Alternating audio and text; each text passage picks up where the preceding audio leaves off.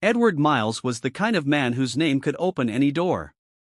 Billionaire investor, media tycoon, philanthropist, at least that's what the magazine said. But beneath the layers of tailored suits and shining cars, Edward carried something far less glamorous, an ego too large to fit inside his heart. Every morning, his black Rolls-Royce would glide through downtown, his driver's eyes fixed ahead as Edward scrolled through stock reports on his phone. He never looked out the window, never cared to see the people lining the streets. To him, they were background noise, proof of his success. But one day, as he stopped at a red light, a frail man approached his car window. His clothes were torn, his beard untrimmed, his eyes strangely peaceful. "Sir, could you spare a little change?" the beggar asked softly, his voice trembling.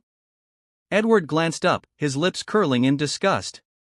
"Do I look like a charity to you?" he scoffed. The beggar blinked, stunned by the tone. "Why don't you get a job instead of living off others' pity?" Edward added, smirking as the light turned green. The car rolled away, leaving the beggar standing in the dust. People nearby had seen it, some shook their heads, others laughed nervously. But the beggar only smiled faintly, whispering under his breath, "Life has a way of teaching lessons, even to those who think they know everything." That night, Edward told the story at a party, turning it into a joke.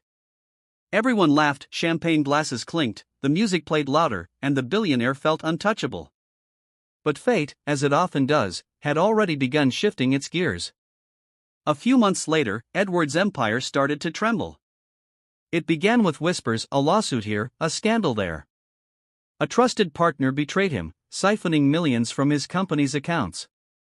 Then the government stepped in, freezing assets, investigating fraud allegations Edward swore he had nothing to do with. Investors fled. Stocks crashed.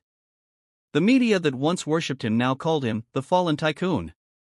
Within weeks, Edward went from boardrooms to bankruptcy court. His mansions were seized, cars repossessed.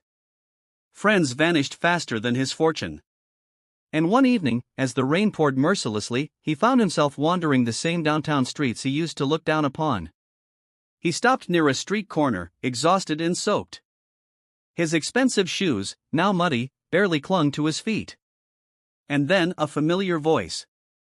"Rough night, sir?" Edward turned. There, sitting beneath a flickering streetlight, was the same beggar he'd mocked months ago. The man's clothes were still old, but his smile was gentle, eyes filled with something Edward hadn't seen in years, compassion. Edward's throat tightened.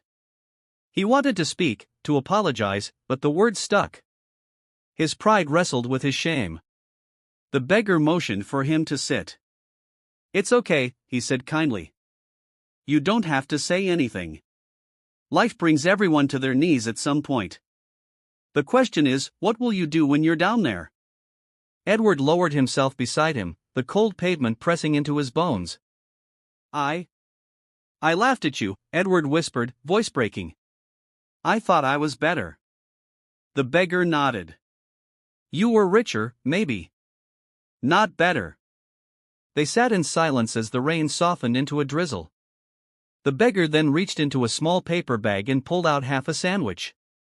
"Here," he said, offering it to Edward. Edward hesitated. "I can't."